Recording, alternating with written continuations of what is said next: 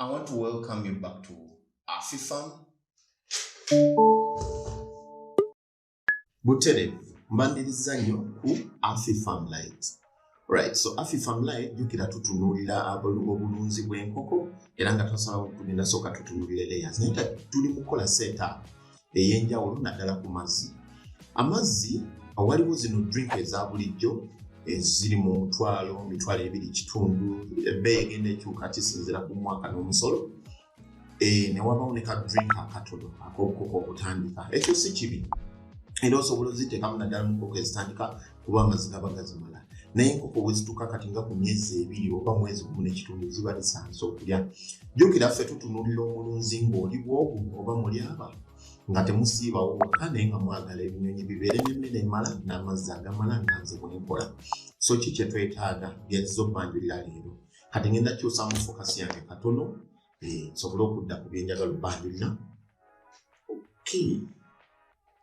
Alright, kati kyensoose nakyo ye pipe eno. Eno pipe ogyetaaga. Woba ofunye plumber nga sodde okufunira pipe obulungi, ofuba okuga nti nakuteerako kano ka end cap.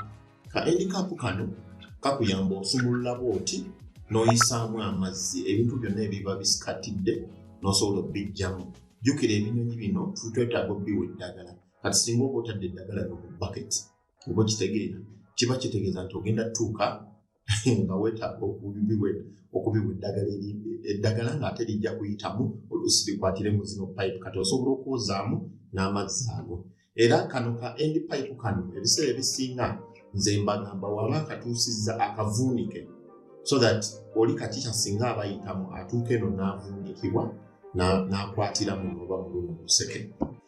Baddira pipe eno ne bagikubamu akatuli ne batuuzaako ennywanto eno ne basiba ku nsibe. Ebyo byonna pulamba woba olina pulamba omulungi asobola obbikolera.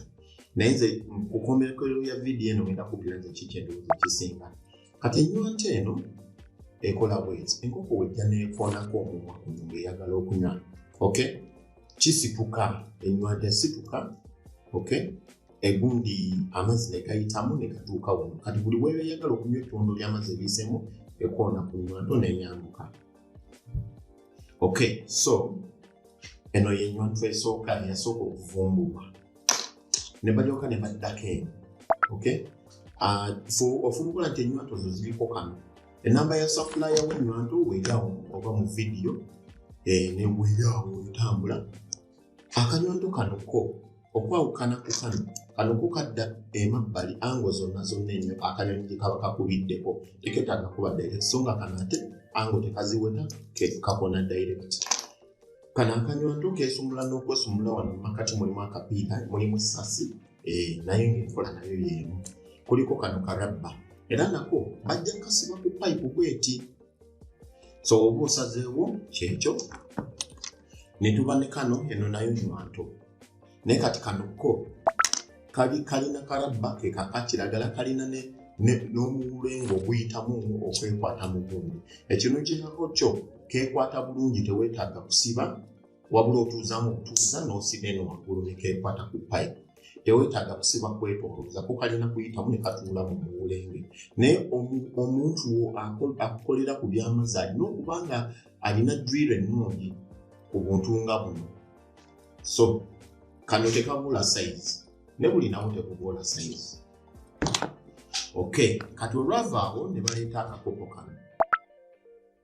Kano akakopo kabeera n'akantu aka kyenvu. Enkoko wejja okunywa ekoonako kano aka kyenvu amazzi ne gayitamu. Kabeera ne T-junction nayo bagitundirako kuno. T-junction yeero. Kati enkoko wejja okunywa kano akantu nako kalongoosa osumulula busumuluzi bw'oti n'ojja n'ojjamu kakikya yenna. Nomala n'okazzaako. Kano akagundi kano akanyonyi kakoona kano akantu kano kasepulingi buli kakoonako nga kakola ki kasumulula amazzi kadda sayidi zonna. Naye obuzibu singa emmere eyitamu n'etuula mu kano akakopo nga tonnakalongoosa amazzi gasigala gayiika. Ate era sepulingi weekaddiwa n'etalagga era amazzi gajja sigala nga gayiike wabweru w'akakopo.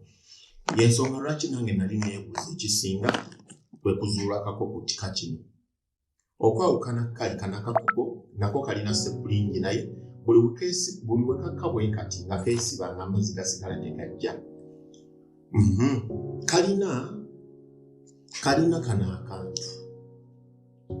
Okay, eno guno gwe musumaali gw'oteeka mu kuuma. Oyinza oteeka akatimba akafa ak'ennyama, oyinza oteeka ku ki, naye bw'oba otadde kuuma oyingizaamu nga woolaba wano. Okay, ne katuula wabweru, then nojja n'osiba natti eno, wabweru w'akatimba n'osiba natti eno. Okay, ne kanywera. Kati kambalage enkola yaako. Eno ye pipe amazzi mwe gakola ki, mwe gayita. Kakati ko ogula eno pipe ya njawulo, eno pipe ya gaasi nga wogiraba. Pipe zino zikozesa ku gaasi. Okay, n'oteekamu sayidi y'eno ginywezamu bunyweeza bwoti. Sindikamu bwoti. Yetuddemu. Ng'osiba ng'amazzi gajja nga gayita mu ki, mu kapipe bwe gati.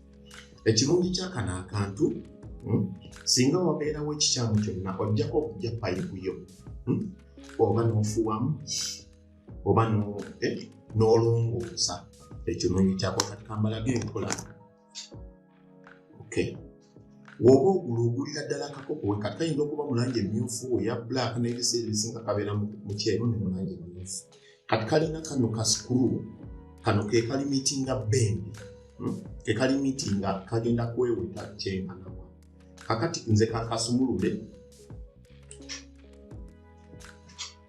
engeri gye kakolamu, amazzi gajja ne gayiika muno ne kakkiriramu bwekatyo. Enkoko zimala okunywa nga kaddayo nga keesumulula ng'amazzi amalala gakola ki, gayiikamu. Kasobola okusumuluka ekiwanvu kisinziira ku abo gy'okasibiddemu. Kati nze nkasumuludde ogenda kulaba kagenda kweyongera kakkemu. Okay, obutayiwa amazzi ensolo yange okulaba keeyongedde ne kakka bwe katyo. Bwe bimala okunywa ebinywi ngako kaddamu nga kakola ki, kasumulukuka. Okay, so kankomyewo fokasi yange. So mu bufunze byebyo bye weetaaga ng'oyagala kutunulira ku mazzi. Amazzi gano ebinyonyi bijja kunywa mililita 250 ekinyonyi kimu. Kiba kyageza oba olina ebinyonyi 10 otunulidde kumpi ebidomola lita 4. Watuliwo lita 3.5 ne lita 4 ne 4.5. Oba olina ebinyonyi 15 otunulidde lita 15 lita 20. Osobola okufuna baketi zino eza langi. Oba kitegeera, baketi ezo eza langi, n'ofuna ne ka gas pipe, waliwo empisa egenda ku gas. Ebyo byonna tujja bitunuulira, oba osobola okutugira bannaffe basponsora, n'osobola okufuna n'okunkontaktinga ku WhatsApp enamba nzitaddeko awo, oba mu email ntusobola okwogerezeganya. Ndowooza ngenda kolayo group eyaffe aba AFIFAM ntusobola okwogerezeganya okwebuuza ku bino ebintu. Bintu bingi nnyo bye njogeddeko leero tubadde tutunudde mazzi, atuddako okutunulira buloda yaffe. Obadde okimanyi nti n'emmese ziri obukoko obuto, y'ensonga lwaki weetaaga okozesa buloda ng'eyange. Okimanyi nti bw'obanga obeerawo wekka, oluusi ng'onsawo ye yakugemera, yeetaaga okumwanguyiza okugema ebinyonyi 10, kuyinza n'otwala eddakiika 5 obutaano. Mukoze butya obutabigoba? Ye buloda gye nkuleetera esobola okukwata ebinyonyi bino paka myezi 2 paka kugema kugwako. Katusinkane mu vidiyo yaffe eddako.